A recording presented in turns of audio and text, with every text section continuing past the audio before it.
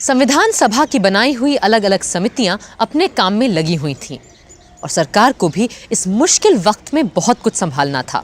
इसलिए एक लंबे अंतराल के बाद संविधान सभा फिर मिली 4 नवंबर 1948 को। पर इस बीच हुई एक घटना ने सबको हिला दिया था, राष्ट्रपिता महात्मा गांधी की हत्या।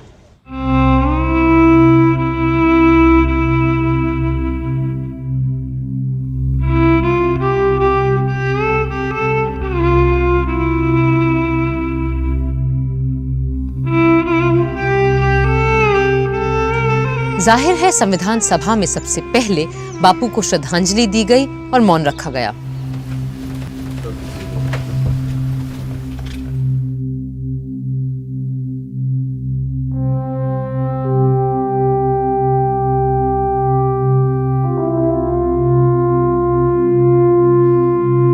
अजीब इत्तेफाक ये था कि इसी बीच कायदे आजम जिन्ना साहब भी नहीं रहे थे। सो गांधी जी के तुरंत बाद उन्हें भी श्रद्धांजलि दी गई और मौन रखा गया और फिर शुरू हुआ मौलिक अधिकारों पे बात बहस का सिलसिला। Fundamental rights are a gift of the law. Only because fundamental rights are the gift of the state, it does not follow that the state can not qualify those laws.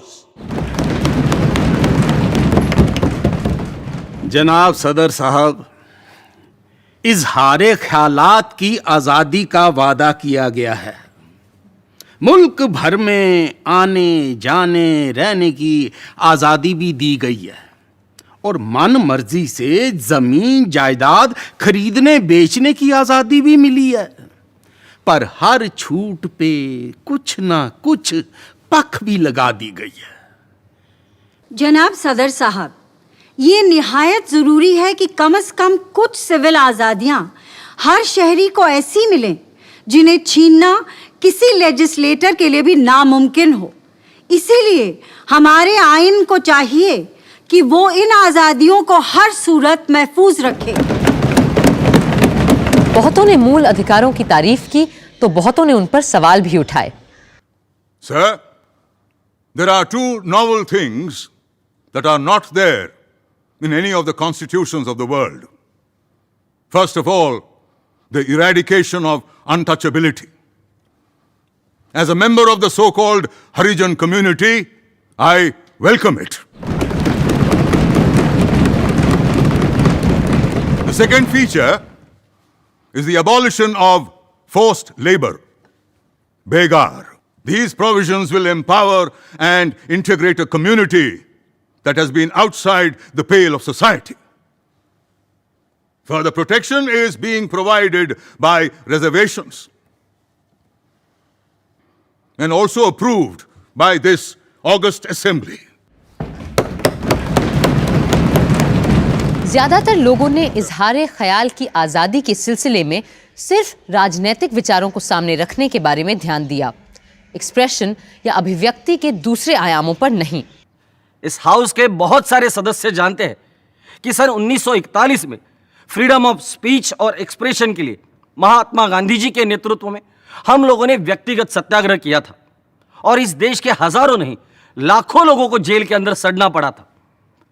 उस समय हम ये सोच रहे थे कि जब हमारा राज आएगा तो इस देश के हर नागरिक को फ्रीडम ऑफ स्पीच और एक्सप्रेशन मिलेगी। मैं आपको बताना चाहता हूं कि प्रांतीय सरकारों ने अभी बहुत से कानून बनाए हैं कि लोग आपस में बातचीत नहीं कर सकते और 5 या 7 आदमी इकट्ठा नहीं हो सकते। और जैसा ये क्लॉज इस समय है उसी तरह से अगर पास हो गया तो सब समाप्त हो जाएगा। महोदय, मेरा कहना है कि आज का युग अखबार का युग है। प्रेस प्रतिदिन शक्तिशाली होता जा रहा है। इसलिए यह आवश्यक है कि हम प्रेस की आजादी की बात अपने संविधान में साफ साफ और अलग से लिखें। साहब, मुझे नहीं पता कि बोलने की स्वतंत्रता को अभिव्यक्ति की स्वतंत्रता से अलग क्यों रखा गया है। मेरे विचार में तो बोलने और अभिव्यक्ति की आज़ादी एक दूसरे के बराबर की चीज़ें हैं। हाँ, पर शायद ऐसा इसलिए किया गया हो कि अभिव्यक्ति के दायरे में तस्वीरें और अन्य कला माध्यमों की चीज़ें भी आ जाती हैं जो शब्दों से अलग और बढ़कर हैं। पूरी बहस का जवाब देने खड़े हुए doctor Ambedkar. The press has no special rights which cannot be exercised by the citizen in his individual capacity. The editor of a press or manager are all citizens, and therefore, when they choose to write in newspapers, they are merely exercising their right of expression. And in my judgment, therefore, no special mention is necessary for freedom of the press at all. अगर अधिकतर लोग आम आदमी की सोच रहे थे तो कुछ लोग आदमी से ज्यादा औरतों की सोच रहे थे। जनाब, एक औरत होने के नाते मुझे सबसे बड़ी मसर्रत ये है कि हमारे आइन में सेक्स की बुनियाद पे मर्द औरत के बीच कोई भेद नहीं किया गया है, और मुझे यकीन है कि आने वाले वक्त में हमारे देश की औरतें नए संविधान से बराबरी के बर्ताव का पूरा भरोसा रख सकती हैं।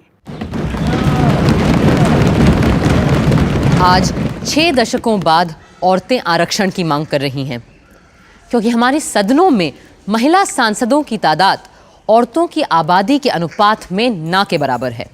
बहुत से सदस्य जो खुद अंग्रेजों की जेलों में रहे थे, लफ्ज़ देशद्रोह अर्थात सेडिशन को लेकर चिंतित थे। वो चाहते थे कि इंसान की आज़ादी किसी भी कीमत पर आसानी से नहीं छीनी जानी चाहिए। Sir, when the British were ruling, they often kept people in custody without bringing them to trial. We cried until we were hoarse that this went against a person's fundamental rights. Even when emergencies arise, the High Court must have the power to ensure that the man is kept in detention only after proper trial. किस सभा के अनेक ऐसे सदस्य हैं जिनको इस 124A धारा के अनुसार सेडिशन में न जाने कितनी बड़ी बड़ी सजाएं दी गई थी। बड़ी खुशी की बात है कि हमको जब freedom of speech and expression इस उपधारा में दी जा रही है, और अब इसमें से सेडिशन शब्द को भी उखाड़ फेंक दिया जाएगा। अफसोस है कि राजद्रोह या सेडिशन की धारा बरकरार रही और आज तक लागू है और इस्तेमाल भी की जाती है। उधर एडवाइजरी कमेटी में 2 दिन, सब कमेटी में 11 और संविधान सभा में पूरे 25 दिन के बहस मुबाहिसे गिले शिकवे के बीच हमारे मूल अधिकार तय हो ही गए और हर नागरिक को मिला समता, स्वातंत्र्य, संस्कृति, शिक्षा, जायदाद, शोषण से मुक्ति और संवैधानिक उपचार का अधिकार। बुनियादी हकों के अलावा एक अनोखी चीज शामिल हुई हमारे संविधान में, राजनीति के निदेशक तत्व, यानी वो अधिकार जो भले न्यायालय के द्वारा लागू नहीं करवाए जा सकते, पर जो देश के शासन में मूलभूत हैं और जिनको लागू करवाना राज्य का कर्तव्य होना चाहिए। The state shall make no discrimination against any citizen on grounds of religion, race, caste, and language. And what about sex? What sex? Gender. I want the word sex also to be included here. असमानता हटाने की बात करते वक्त आप लोग औरत और मर्द के बीच की असमानता हटाने की बात करना क्यों भूल जाते हैं?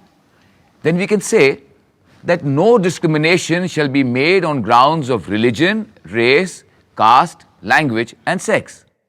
But discrimination for women means discrimination against men, isn't it? But how? Suppose you have a park solely for women, which is paid for by public funds, then it will be considered illegal if you say no discrimination shall be made on ground of sex. तो फिर हटा दीजिए इसे। पर कम से कम हम औरतों के लिए अलग संस्थाएं, घूमने फिरने उठने बैठने की जगहें तो रहने दीजिए। जायदाद और अपनी मर्जी से शादी के मसले में तो आप पहले से ही हमारे हक छीन चुके हैं। और तो और विवाह में मर्द और औरत दोनों की सहमति ज़रूरी हो, मेरी इस तजवीज़ को भी आप लोगों ने ताक पर रख दिया है। If you allow us to change this clause to read as follows: The state shall make no discrimination on grounds of religion, race, caste, and language, provided that nothing contained in this clause shall prevent separate provisions being made for women and children. I have no objection to that. Then, shall we accept this clause as amended? Accept it. Doctor Ambedkar ने सभा में संविधान का मसौदा पेश करते हुए राजनीति के निदेशक तत्वों के बारे में लोगों को बताया। Sir, the word directive is necessary and important because it is to be understood as giving certain direction to the future executive to show in what manner they have to exercise the power which they will have of legislature and executive. Professor K.T.. Shah जैसे धीर गंभीर लोग किसी एक छोटे से नुक्ते को लेकर नहीं बल्कि देश की बड़ी तस्वीर को लेकर चिंतित थे। सर, केवल समाजवादी एक ऐसी व्यवस्था है जिसमें मनुष्य को उसके नैसर्गिक अधिकार मिलेंगे और हर आदमी दूसरे के बराबर होगा और हमारे जीवन से वो सारी झूठी बाधाएं, रिवाज, रस्में, कानून सब खत्म हो जाएंगे जिनमें चंद लोगों के फायदे के लिए इंसान ने खुद अपने आप को जकड़ रखा है। डॉक्टर अंबेडकर को फिर एक बार ड्राफ्टिंग कमेटी की बात और इरादे सबको समझाने पड़े। Article 31 deals with directive principles of state policy. It says, the state shall in particular direct its policy towards securing, 1, that the citizens, men and women, equally have the right to an adequate means of livelihood. 2, the ownership and control of the material resources of the community are so distributed as best to subserve the common good. 3, the operation of the economic system does not result in the concentration of wealth and the means of production to the common detriment. 4, that there is equal pay for equal work for both men and women. There are some other items more or less in the same strain. What I would like to ask is this. If these directive principles to which I have drawn attention are not socialistic in their direction and content, I fail to understand, can socialism be any more than this? अधिकतर संशोधन खारिज कर दिए गए और doctor Ambedkar का रखा प्रस्ताव पास हो गया, पर सारे मूल अधिकारों और दिशा निर्देशों के अलावा हर नागरिक अपने कर्तव्य को भी तो जाने और पहचाने, इस मुद्दे को उठाया प्रोफेसर के.टी. शाह ने। सर, कि एक नागरिक के प्रति राज्य के कर्तव्य जितने जरूरी हैं उससे कम जरूरी नहीं है राज्य के प्रति नागरिक के कर्तव्य। हमें उनको भी अपने संविधान में फौरन शामिल करना चाहिए। पर नागरिक के कर्तव्यों को हमारे संविधान का हिस्सा बनने में थोड़ा वक्त लगा और संविधान बनने के पूरे 25 साल बाद जब श्रीमती इंदिरा गांधी ने संविधान में बहुत से बदलाव किए, उसी वक्त हमारे मूल कर्तव्यों को भी संविधान में शामिल कर लिया गया।